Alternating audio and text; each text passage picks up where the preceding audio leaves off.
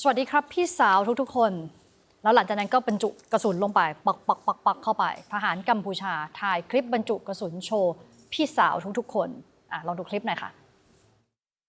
อย่าสู้บองใส่ถึงอ่อนต่อสู้นะ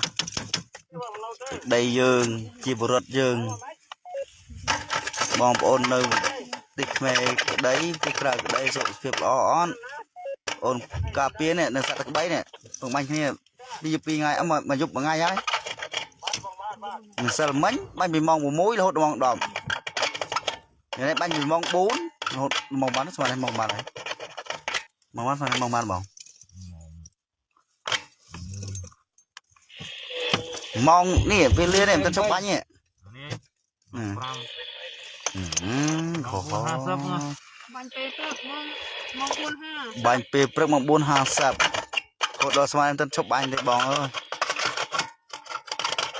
มันได้ก็ใบเก็บออกมาในคลิปเนี่ยเขาบอก2 วันแล้วน่าจะเป็นวันแรกๆช่วงที่มีการปะทะกันซึ่งอย่างที่เราทราบตอนนี้ภาษาตาควายเนี่ยก็คือเรียบร้อยไปแล้วนะคะเพราะฉะนั้นไม่รู้ว่าคนในคลิปนี้ตอนนี้อยู่ที่ไหนนะไม่รู้อยู่ที่ไหนตรงไหนยังไงนะ